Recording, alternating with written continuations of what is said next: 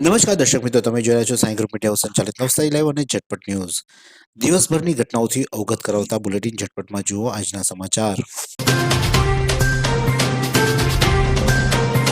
ગણદેવી તાલુકા ખેડૂત સહકારી સંઘની 77મી સામાન્ય સભા યોજાઈ હતી, જેમાં ગત વર્ષના હિસાબ અહેવાલની મંજૂરી સાથે જે વિવિધ કામગીરી કરવામાં આવી તેની પણ સમીક્ષા કરવામાં આવી, તો સાથે જ મહાનુભાવો પણ ઉપસ્થિત રહ્યા હતા. વાંસદા વાસિયા તળાવ શાળામાં ભૂતપૂર્વ વિદ્યાર્થીઓ દ્વારા બાળકોને શિક્ષણ કીટ આપવામાં આવી. વાંસિયા તળાવ પ્રાથમિક શાળામાં ડી.આઈ. પટેલ પ્રાંત અધિકારી વાંસદાના અધ્યક્ષતામાં શાળાના પ્રવેશોત્સવ અને કન્યા કેળવણી મહોત્સવનું આયોજન થયું હતું, જેમાં વિવિધ મહાનુભાવો ઉપસ્થિત હતા. તેઓ દ્વારા બાળકોને શિક્ષણ કીટ વિતરણ કરવામાં આવી હતી. નગર પ્રાથમિક શિક્ષણ સમિતિ દ્વારા સંચાલિત પ્રાથમિક શાળાઓમાં આજે વિદ્યાર્થીઓને પ્રવેશોત્સવ કરાવવામાં આવ્યો. નવસારીની નગર પ્રાથમિક શિક્ષણ સમિતિની પ્રાથમિક શાળા 3, 10 અને મિશ્ર શાળાના વિદ્યાર્થીઓને આજે પ્રવેશોત્સવ નિમિત્તે ગિફ્ટ આપી અને શાળામાં પ્રવેશોત્સવ કરવામાં આવ્યો હતો. અને આ પ્રસંગે નવસારી મહાનગરપાલિકાના ડેપ્યુટી કમિશનર ખાસ ઉપસ્થિત રહ્યા હતા. તેમજ શિક્ષકગણ, વાલી અને નવા બાળકો જે વિદ્યાર્થીઓ આજે શાળા પ્રવેશોત્સવ કરવામાં આવ્યા હતા, બાળકો પણ ખાસ ઉપસ્થિત રહ્યા હતા. ચીખલીમાં જૂના વલસાડ રોડ અને મુખ્ય બજારમાં જતા માર્ગની વચ્ચે વર્ષો જૂના કૃષ્ણા એપાર્ટમેન્ટના ચોથા માળની એક ગેલેરી ચાલુ વરસાદમાં દરમિયાન અચાનક જ જમીનદોસ્ત થતા એક સમયે અફરાતફરીનો માહોલ થઈ જવા પામ્યો હતો. આસપાસના લોકો મોટી સંખ્યામાં એકત્ર થતા ગેલેરીનો કાટમાળ દબાઈ જતા એક મોપેડને નુકસાન થયું હતું. વધુમાં આ કોમ્પ્લેક્સની બાજુમાં જૂના વલસાડ રોડ પર મહિલાઓ શાકભાજી વેચવા બેસતી હોય છે, પરંતુ ઉપરાંત ફ્રોન લારી પણ હોય છે. લોકો અવર જવર પણ અહીંથી મોટા પાયે કરતા હોય. સદનસીબે કોઈ જાનહાનિ ન થતા એક રાહત અનુભવાઈ હતી. માર્ગ મકાન વિભાગ દ્વારા પીપલ ગાભણ આમદરા મુગરવાડી માર્ગ ઉપર ખરેરા નદીના લો લેવલ કોઝવેના સ્થાને 10 કરોડ રૂપિયાના ખર્ચે નવા પુલનું નિર્માણ કરાયું છે, જેનું લોકાર્પણ આવતીકાલ રવિવારના રોજ મંત્રી અને સાંસદ ધારાસભ્યની ઉપસ્થિતિમાં થનાર છે. ત્યારે આ પુલ આમદરા ગામને મુગરવાડી બંને તરફ એપ્રોચ કામમાં નકરી વેઠ ઉતારી ઠેર ઠેર ધોવાણ થવા પામ્યું છે. આમદરા તરફનો એપ્રોચ રોડ પર પ્રોટેક્શન વોલ પૂરતી લંબાઈમાં ન બનાવવાના હાલે પ્રથમ પૂરમાં જ એપ્રોચ રોડ પર પાણી ફરી વળ્યા હતા. આ ઉપરાંત ધોવાણ પણ થયું છે. બીજી છેડે મુગરવાડી તરફ એપ્રોચ રોડ પર ક્રોસ બેરિયર લગાવાઈ છે, પરંતુ તે પણ પૂરતી લંબાઈમાં નથી અને છેડે પણ ધોવાણ થયું છે. ત્યારે આવી સ્થિતિમાં 10 કરોડ રૂપિયાના ખર્ચે બાદ પણ વાહન ચાલકોની સલામતી જોખમાય તેવી સ્થિતિ જોવા મળી રહી છે. વાત કરીએ હવામાનની, તો આજે નવસારી જિલ્લાનું મહત્તમ તાપમાન 29°C જ્યારે લઘુત્તમ તાપમાન 23.4°C નોંધાયું હતું. હવામાં ભેજનું પ્રમાણ સવારે 97% જ્યારે સાંજે પણ 97% રહ્યો હતો. હવાની ગતિ 9.5 કિલોમીટર પ્રતિ કલાક દક્ષિણથી પશ્ચિમ તરફ રહી હતી.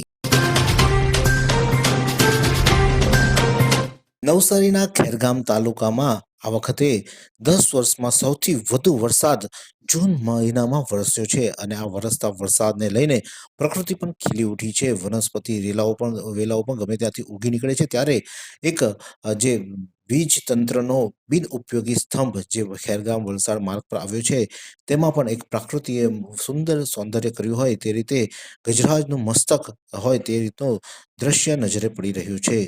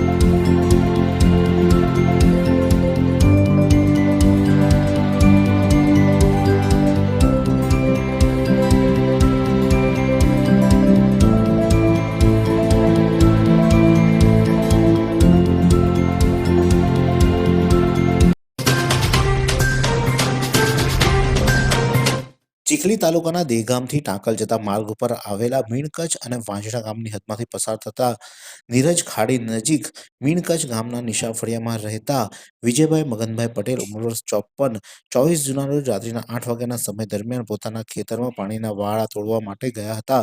જે સમયે અચાનક પાણી વધી જતા પગ લપસી જતા તેઓ ખાડીના પાણીમાં ડૂબી ગયા હતા. જે અંગે એની જાણ મીણકચ્છ ગામના સરપંચ જયેશભાઈ પટેલે વાંજણા ગામના સરપંચ નવીનભાઈ પટેલ તાત્કાલિક પોલીસને તેમજ ફાયર વિભાગને જાણ કરી હતી. તેઓ સ્થળ પર આવી એસડીઆરએફની ટીમ દ્વારા શોધખોળ હાથ ધરવામાં આવી હતી, પરંતુ તેમનો કોઈ અતોપતો ન મળ્યો તો 5 દિવસ બાદ શુક્રવારની મોડી સાંજના સમયે ગણદેવી તાલુકાના એંધલ ગામના વાજરી ફળિયા ખાતે ડીકમ્પોઝ હાલતમાં તેમની લાશ મળી આવતા પોલીસે કબજો લઈ વધુ કાર્યવાહી હાથ ધરી છે.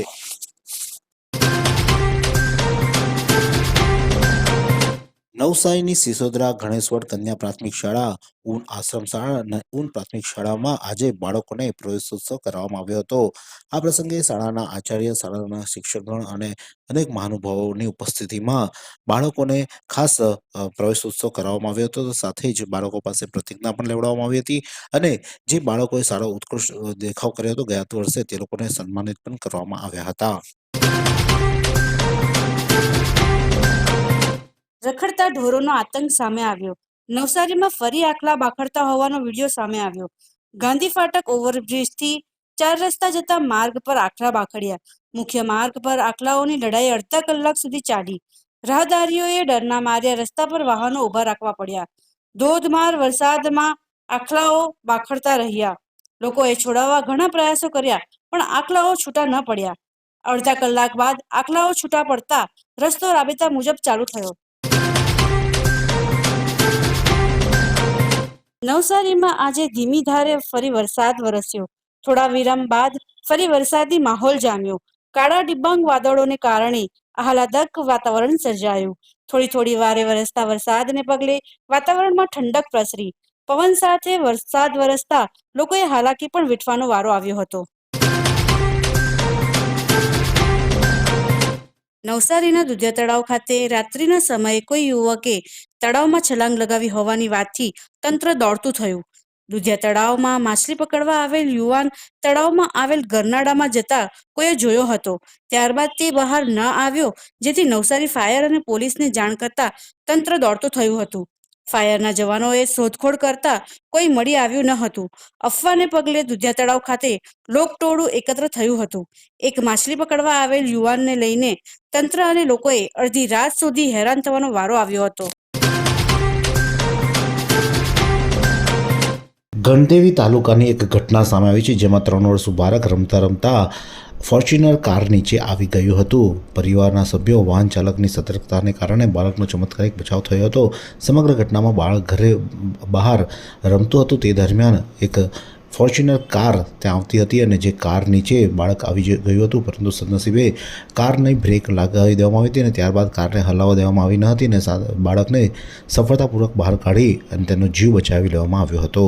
फालूदा मिक्स की इतनी सारी वैरायटीज रिफ्रेश के पास है. अगर आपको भी चाहिए रिफ्रेश के फालूदा मिक्स की इतनी सारी वैरायटीज, तो फिर सर्च करो, क्लिक करो, लाइफ को रिफ्रेश करो.